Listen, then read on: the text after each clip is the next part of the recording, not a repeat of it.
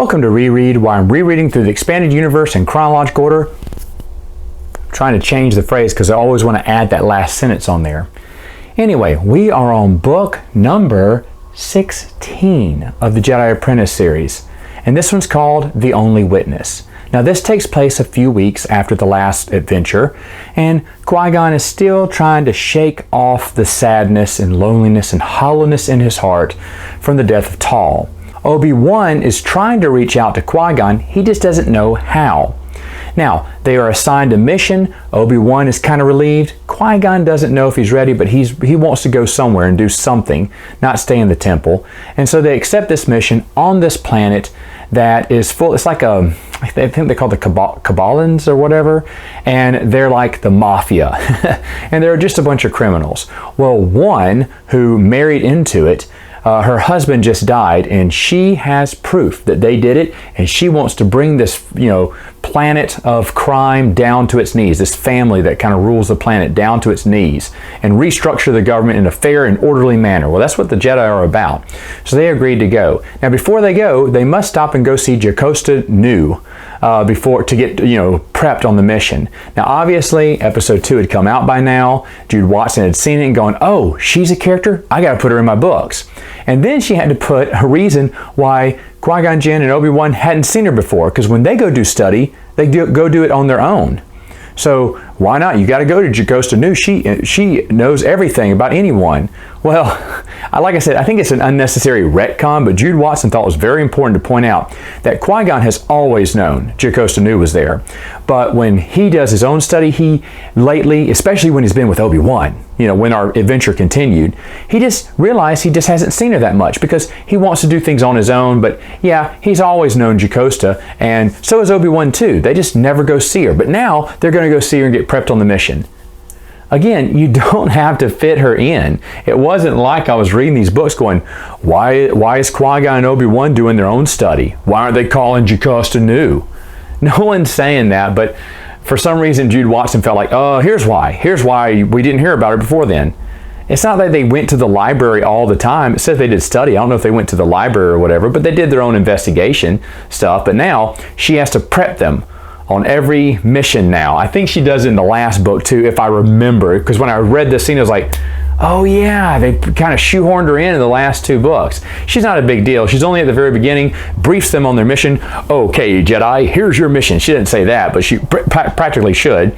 They go to the planet. The girl is beautiful. Obi-Wan's kind of infatuated with her. And then she admits to him, okay, I don't have any evidence. I mean, I thought I did, but now it's gone, so I don't know what to do. Qui-Gon's kind of ticked off. He's going to give her 2 days to kind of come up with some information. She thinks she knows how she can get some, so they assist her.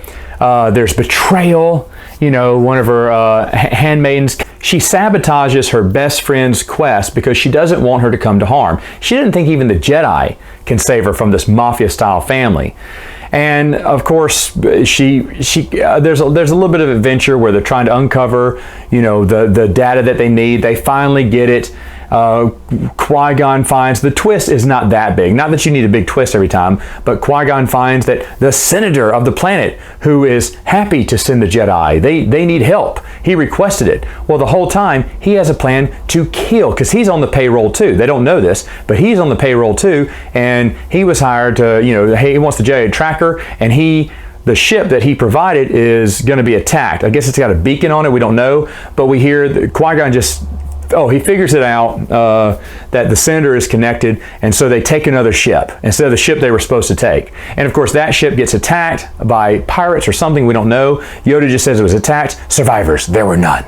And so Qui-Gon was right the whole time, It was the senator. And then they have this one big chapter where she comes and opposes the senator. It's like this, you thought there was going to be a big showdown, but then it just kind of tells you what happens. That the whole chapter is basically her getting ready, her telling Obi-Wan she's really scared. Obi-Wan's going, you're brave, you can do this. And she's like, thank you, Qui-Gon, you've given me all, you're welcome. You're doing the right thing.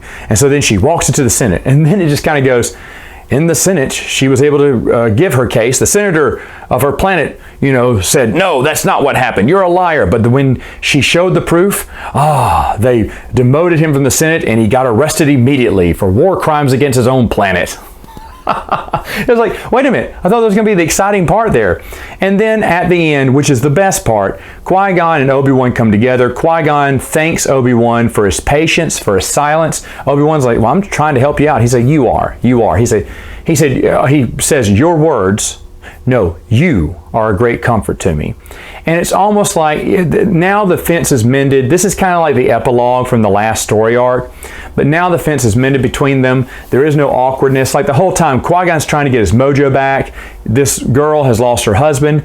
Qui-Gon can, he can empathize with her, and because he lost Tall, so he knows what she's feeling. It makes him feel better as he's coaching her to kind of let this hollowness, let the sadness go. Just let it pass. Think of the good. And the whole time he's saying, man, these words are weird because that's exactly how I feel about Tall, and this is exactly what I should be doing. So Qui-Gon slowly gets back to his normal self. Obi-Wan is relieved, but at the same time, they have this, nice heartwarming moment between the two. It can't get any better than that. So now, there is one book left. What's it going to be about? I can't wait to review it. See you then.